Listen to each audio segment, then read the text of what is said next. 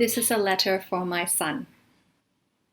My first home was a palace, or so it seemed. It felt very grand to me because it contained all of the people in my world. My parents, your Nani and Baba, moved there in the early 80s when I was a toddler. They had grown up in homes crowded with siblings, teeming with noise and laughter. They had lived with extended family in the first few years of marriage, but as a young couple with small children, they were keen to create a world away from what they knew. I say this home was a palace because it was completely ours. And what's better than that? It was actually a small corner unit, 3-room flat that sat above a coffee shop in Ang Mo Kio. There were iron window grills and curtains made from pale blue cartoon-printed fabric that my mother had sewn. In the evenings, the chatter from customers in the coffee shop rose into the living room, along with cigarette smoke and the heavy smell of fried meat. The living room was a small square that holds my first memories of eating iced gem biscuits and drinking warm milk in front of the television. The home was bathed in amber light, but it wasn't ambient lighting. It's just the common shade of memories. All photographs and stories about the past are tinged in that warm light, where it's possible only to see the shapes of things and not the hard edges. If there was noise from the coffee shop, I didn't hear it. If there was sorrow or resentment, grief or doubt, I knew nothing of it. The flat contained my perfect universe, my family, my imagination, and Sesame Street. There were animals too, a pair of white rabbits who came into our lives as mysteriously and suddenly as they left. They lived in a dark, small corner in the kitchen because we didn't really know about animals and what they needed. Your Baba mentioned this recently. Can you imagine doing that now? He asked. Now, they have a Maltese terrier that gets a monthly spa treatment and eats salmon once a week for cardiac health. As we grow, we learn how to live and how to treat other living beings. First homes are where we begin. Your Baba taught me how to write in that flat. I must have been 3 or 4 years old.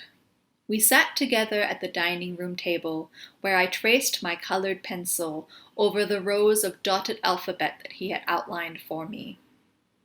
The dots assured me, like a path of breadcrumbs showing me the way back home.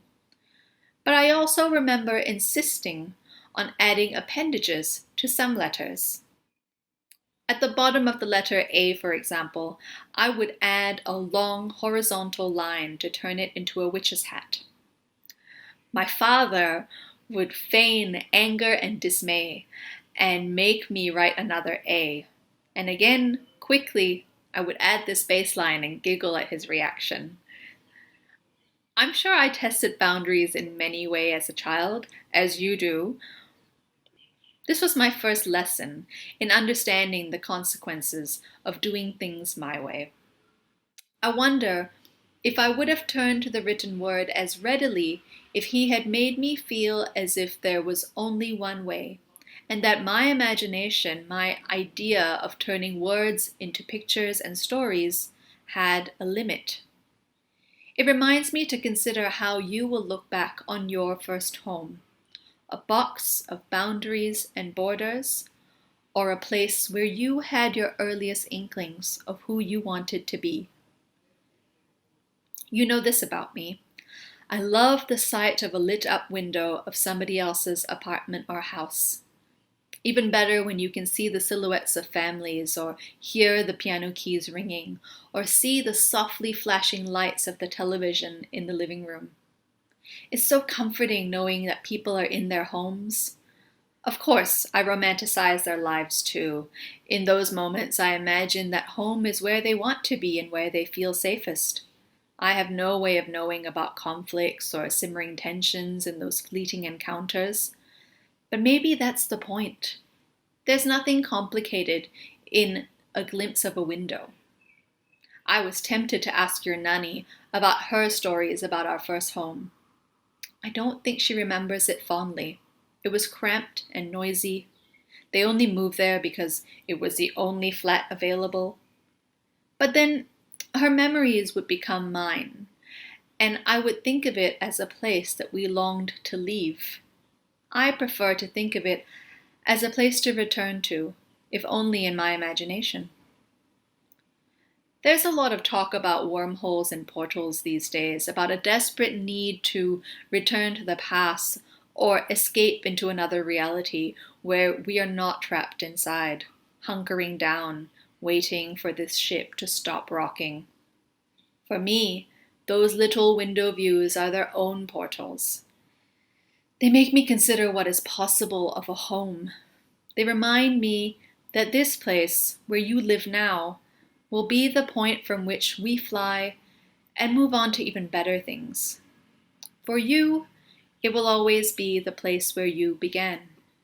For us, it's where you began to show us everything that you are.